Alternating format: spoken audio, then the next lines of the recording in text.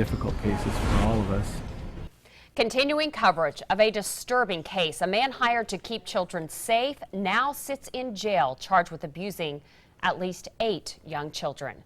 Good evening, I'm Mallory Maddox. And I'm Joe Chiodo. Happening locally tonight live at 5. We continue to cover this disturbing case of alleged child abuse. Police say Mark Mays, a former daycare worker, made incriminating statements regarding the sexual assault of 8 little girls. Their ages between just 1 and 3 years old. Our Aaron Murray has been asking the same question being asked by so many moms and dads. What kind of background checks are done and what kind of vetting process is used when someone is hired to work with young children at a daycare? Aaron?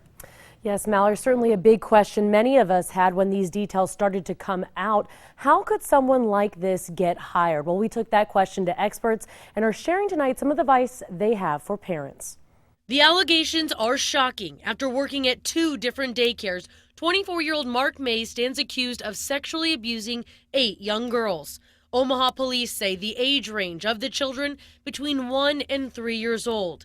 Mays remains in jail on a $2 million bond while he awaits trial.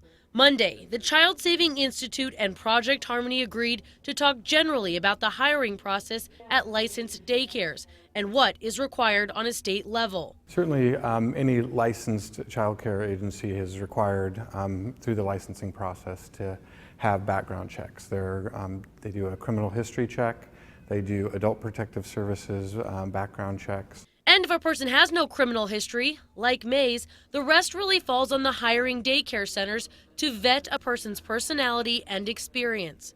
Another potential red flag for Mays, on Friday, Mays' attorney told the judge he was intellectually impaired, but there's no licensing requirements as far as mental health screening or anything like that. So that's where it really is incumbent upon the individual child care center to be able to go through an arduous screening process. Both organizations agree there are a few things parents should do before trusting a daycare facility. First of all, is the child care center a licensed agency?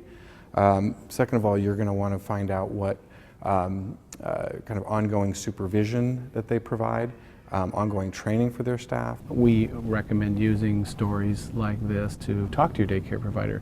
How would you know, how would we know as parents that this wouldn't happen in our center, that there wouldn't be concerns of abuse or neglect? How do you manage kids? Do you have policies on children being left alone? And if there is ever any suspicion of abuse or neglect, report it.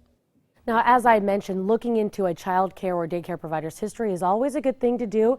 Right here, I have pulled up the Department of Health and Human Services, which is a great page, and I'll put this on WWT.